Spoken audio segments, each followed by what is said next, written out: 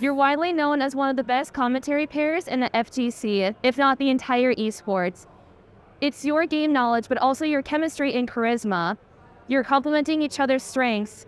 What we wonder is this natural? Did you have to work on this? Maybe both?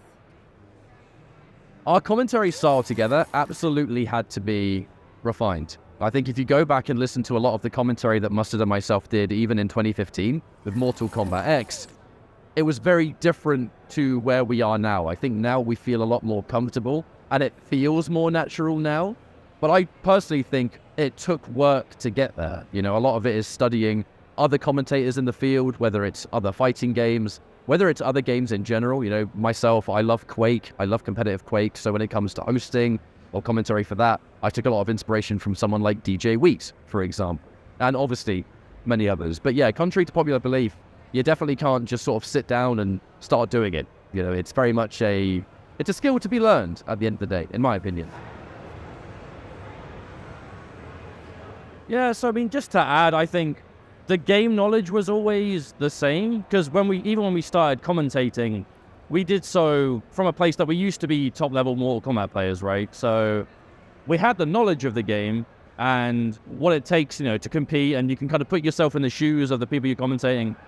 But it's a question of getting that information to the viewer. That's what I think took a lot of work for the two of us, is, again, you know, getting the information through naturally or just over time, whatever. But also just as you get more comfortable, you know, because we did a lot of commentary very fast when we started commentating together. So we just found ourselves, you know, hundreds of hours of commentary in, you naturally get a lot more comfortable, you're a lot more laid back.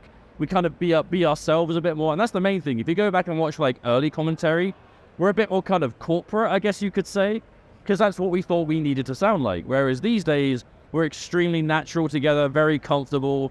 I mean, and we just love it. That's the main thing. We just have a ton of fun. I have more fun commentating now with Ryan than I ever did back then, right? It's a constant. The more you do it, the funner it is, the more you enjoy it. And at least that's where I am with it. Okay. Next question is, you obviously need to know the game to be a better commentator. You need to know the balance between the characters, interactions, but do you need more? Is it necessary to know that Scorpion's back 1-4 is called internal range and Baraka's back forward 4 is called leg kebab? How much minute knowledge must a caster have? I think the answer to this question is rather varied depending on who you ask. And I think that can depend on, I would assume that viewers would have more of an opinion on that than commentators when it comes to how much someone has to know, even when it comes down to move names. Some move names are important. If that move serves a very specific purpose, like Nomad Dash, you know, Nomad Dash Cancel or something like that, you'll need to know exactly what that is because it's a character-specific kind of deal. If a bunch of characters have a teleport, you're not going to need to know the name of every single character's teleport. And when it comes to like strings and buttons, personally, I think the input itself is more important than the attack name, because if you're just throwing loads of attack names that most people don't know, you're just going to confuse the viewer. And as a commentator, one of your biggest responsibilities is making sure that as many of the viewers as possible can follow along with you. If you're confusing people, if you're chucking all these names at them, you're going to scare people away. And there's almost an element of alienating someone that just doesn't know what you're talking about, right? Yeah, I would agree with that. For me, though, I feel like, because this question comes up quite often, it's a good point when talking esports commentary in general. In my opinion, I think it's really important for at least someone on the desk to have some high-level knowledge, but it's not necessarily needed from both commentators, right? Because I can think of commentators that they're known mainly for their kind of charisma and their energy and their ability to pick things apart very quickly in a way that the viewers will understand. But at the same time, if no one has that knowledge, so the mask is constantly pulling down. But at the same time, if neither commentator has that knowledge, there is going to be that distinct level of expectation missing from the viewer, right? Because it's your responsibility to entertain, but also educate and inform, right? It really is a multi-layered thing. But then, if we're talking levels of competition, you know, if you're commentating like a local, maybe there's less expectation because it's a bit more of a casual environment. But if you're here like at a combo breaker or an Evo, that's like the highest level competition. So people kind of expect highest level knowledge to go with it. So it's kind of that complete package. So at least that's my opinion on it. Wonderful, wonderful. And then... Sorry that I keep messing with my mask. No, it's okay. Non-stop sliding down. As long as you guys are just naturally how you guys are, it's totally fine. I've been messing with this all day. It's no problem at all. All right. How do you keep the balance between entertaining the viewers and providing context to what's happening on their screens? I think when it comes to the mix of both, it's a rather fine line. I think if you're going to be providing nothing but information and that's it, it kind of goes back to what we said before, where you're trying to entertain as many of the viewers as possible. And as Mustard said in the last question, it just comes down to the level of the tournament. Somewhere like here, you've got to make sure you're providing some energy. If, for example, if there's a top 8 for a major tournament, you've got to make sure you're bringing the energy because people are excited for it. You really need to echo that, I suppose. But at the same time, information is very, very important. In regards to somewhere like this, information becomes the most important when key moments happen in a set. If there is something in a matchup which is unusual or something that you don't see very often, or a player brings forward some crazy matchup specific tech, that then becomes your job to point that out and highlight it. Because in your average everyday match, you're not going to see a lot of this stuff. When it's elite level, that's when you need to point out the stuff that most players cannot do.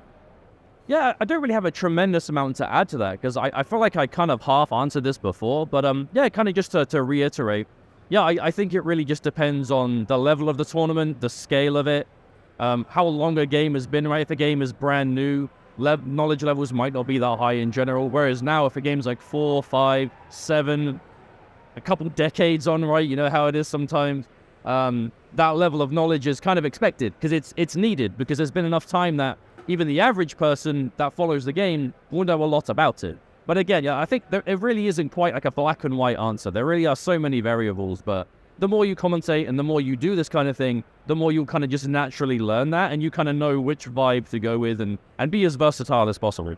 As commentators, you have witnessed lots of incredible moments. A Foxy Grandpa and his fun-sapping playstyle, Hayate and his loser bracket runs, Sonic Fox and their undefeated streaks, the Chilean domination over MK. Which event stands out to you the most? Are we talking specifically Mortal Kombat 11? Mortal Kombat in general. I'm going to say Tekken Master MK8.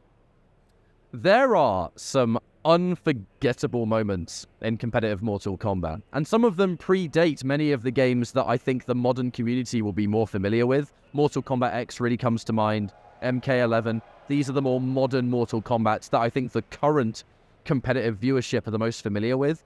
But one of the big runs for me, and this dates all the way back to Mortal Kombat 9, was actually Perfect Legend.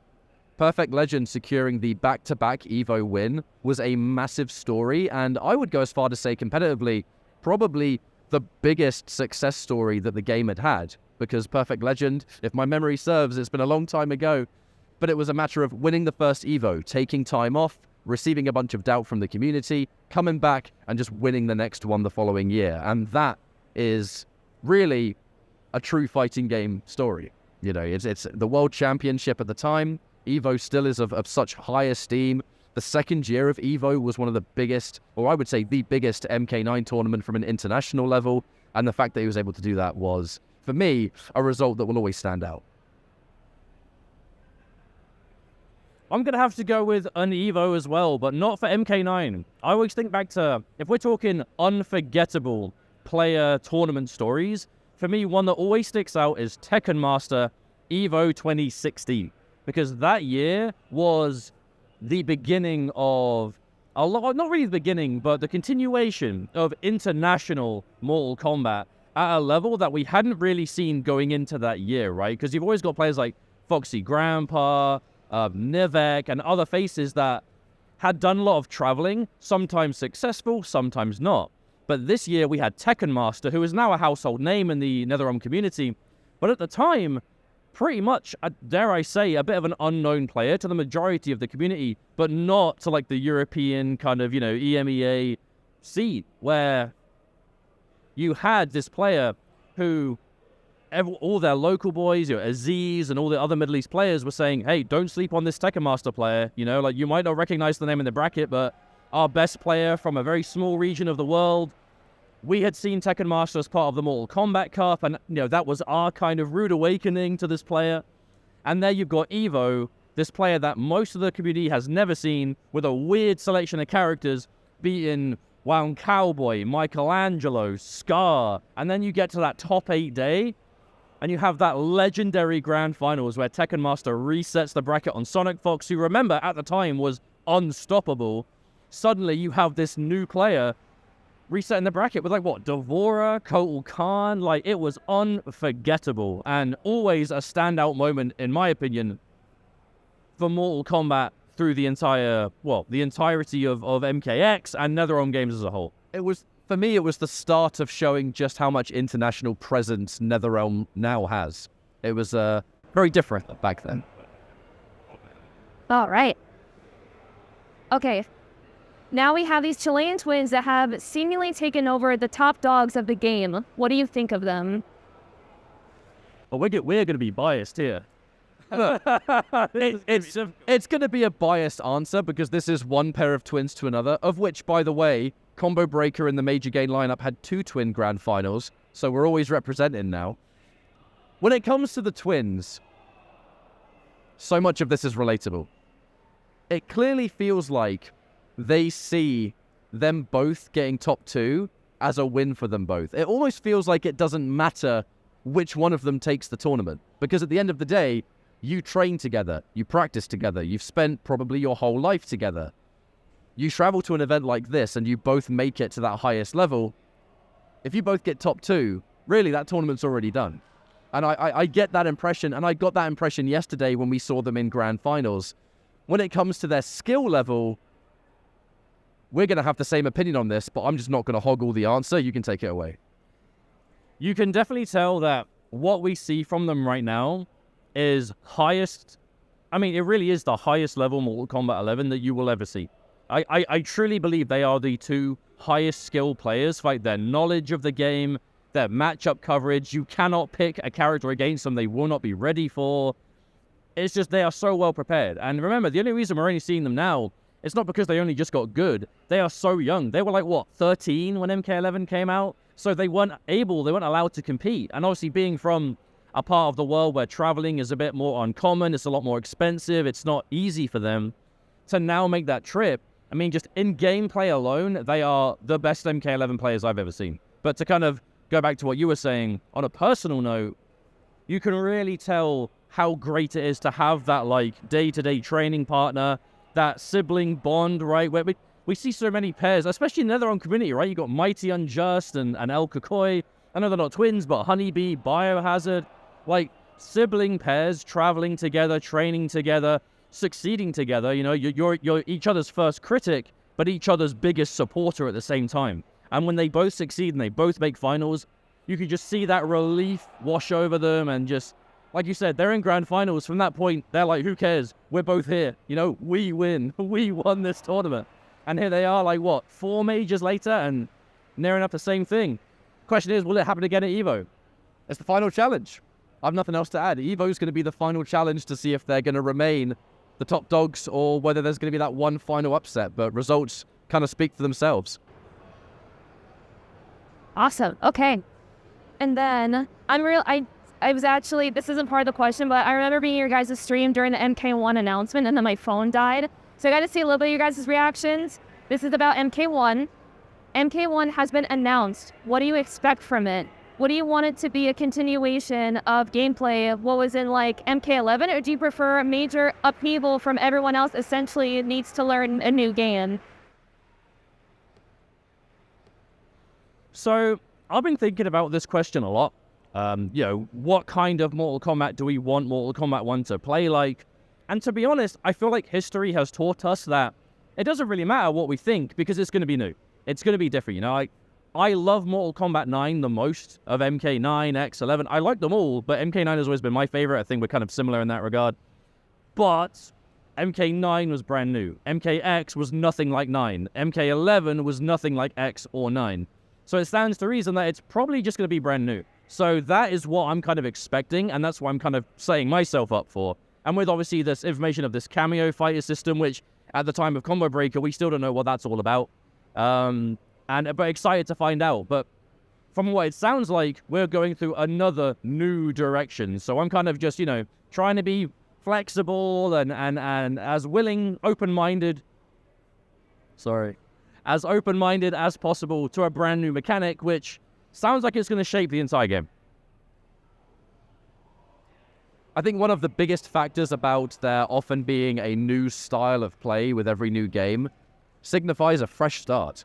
And that's something that Mortal Kombat in particular during the last 10 years has kind of been known for. And I think that's one of the reasons that those early tournaments tend to have massive numbers, because every time a new Mortal Kombat comes out, it's a clean slate. Yes, fundamentals will help you, but at the same time, loads of players that would have felt it was too late to get into MK11, too late to get into MKX, can now pick up the next game, and they're kind of ready to compete with everyone else, which can provide a really exciting opening few months. Street Fighter 6, MK1, Tekken 8, and Project L all seem to be coming out within the next 2 years. Is this a fighting game renaissance upon us? It has so rarely been a time that the major players in the fighting game space have new releases coming out in close proximity. Frankly, I can't remember the last time that's happened, and the fighting game space is thriving more now than ever. The events like this continue to be absolutely fantastic. The online play for many games is finally starting to get more playable. Delay-based netcode is slowly but surely becoming a thing of the past, thank God for that. But with that means new audiences, new players. Next year could be the biggest year any of us have ever seen, and I tell you what, I'm here for it. I mean, truly, what it mainly comes down to for me, I feel like, the big three for fighting games, like Street Fighter, Tekken, Mortal Kombat, they've been the most household name franchises for decades. But they've all had their downtime and then their real rise back to the forefront. Street Fighter had Street Fighter 4. Mortal Kombat had Mortal Kombat 9. Tekken had Tekken 7. Those games have all existed and created these communities, not to say they didn't exist before, but really brought a modern face to the community where those games thrived, the communities were either rebuilt or grew in large number. Now they're all getting their next game at the same time. This, in my opinion, could genuinely be the biggest year competitive fighting games have ever had. I would be very surprised if this time next year, we aren't talking like twice the attendance, right? Twice the interest, twice the entry numbers, twice the viewership, because we know how these fighting games do. And again, they're all coming out together. If you're a casual fan, you pick up Street Fighter 6, because, I haven't played a fighting game in a while. Let me get the Street Fighter 6. A few months later, Mortal Kombat, I quite enjoyed Street Fighter. Let me get Mortal Kombat 1. Then however many months after that, Tekken 8's coming out. I quite like Mortal Kombat and Street Fighter 6. And the wheel will keep turning, and I cannot wait to see it, because we love things how they are now, but imagine the scale it will grow to from here. Would you give someone that wants to become a professional fighting game commentator? I think the answer to this question has somewhat changed over the last few years, maybe even more than that, because I think this time, maybe 10 years ago, might have been a little bit trickier to get established because you had to attend events. There wasn't as much of a content environment. There wasn't as much YouTube or Twitch or any of the other services. You had to go to an event like this, try and get on commentary. You're not always going to be successful because sometimes there might be too many people. Now, it's a very different story. If you want and you truly want to get into commentary, there are so many starting points that did not exist before. You have lots of content avenues. You can do videos to get yourself established. You can get involved in streaming to establish yourselves. And in the case of Mortal Kombat 11, there are so many online opportunities where there are tournaments, exhibitions, or anything else almost on a daily basis. Obviously, shoutouts to a good netcode, that will do it for you. But at the same time, that's opportunities for a stream to happen, for someone to say, look, I love this game and I really want to become a commentator because I think I can bring something new to the table, or at the very least, be added to an already solid list of commentators. And obviously, I'm not talking about ourselves there. MK11 has tons of amazing commentators to choose from. Get yourself in there, get in the Discords, get on the streams, get in videos.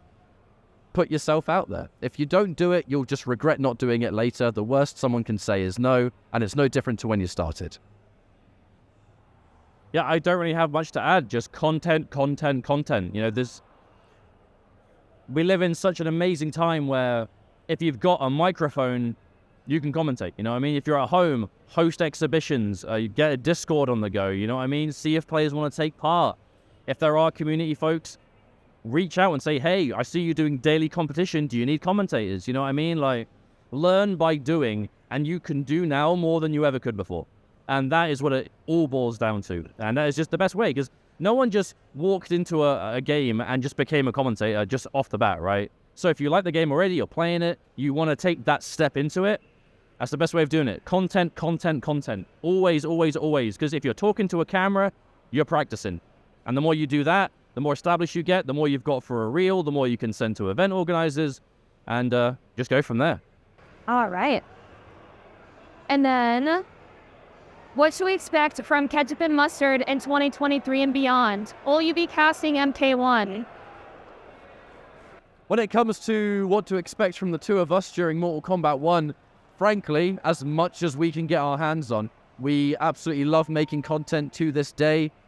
Mustard's working hard on the streams always. I'm trying to put out as many YouTube videos to, as of the last few years, kind of teach people how things were in many games that are overlooked or characters that are overlooked. The difference now is, rather than that content style, we have a new game that we can just dive into and start creating new stuff that we can absorb along with everybody else. And that's a very exciting period. Frankly, the answer to that question is, if you like what we're doing at the moment, expect all of that, but more with the next game. Because motivation, I think, is higher than ever. Absolutely. Where Mortal Kombat 1 is, we want to be there with it. You know, we're going to dive in headfirst with it. Of course, not just Mortal Kombat 1. Street Fighter 6 is a game that we've both been looking forward to for a long time, especially on Twitch. We've been covering it a tremendous amount. And with that being such a close release, you know, the plan is a lot of Street Fighter and MK1 through the summer whenever we get opportunities, if they arise. And then obviously the release in September with the beta and the stress test that was announced. Lots more to come. Lots more to come. And then the last question is, do you have any final words? I have a few final words, most of them just being thank yous. Combo Breaker remains our favorite tournament of the year. This year has simply reminded us why that is the case. It's a wonderful space full of wonderful people. Shouts to all the folks behind the scenes making Combo Breaker happen. Thank you very much to DashFight for getting us involved in this. It's always nice to sit and talk about stuff that we enjoy, you know. It's a very easy job when you get to do stuff like that. No, again, couldn't have said it better myself. Just thank you to everyone that continues to support us. Shout outs to the Discord, our Twitch community, our YouTube community. And yeah, just everyone that helps us be able to do what we love for a living. And of course, for tuning in, our audience. Just thank you very much, everyone, for enjoying what we do. We look forward to doing much more of it.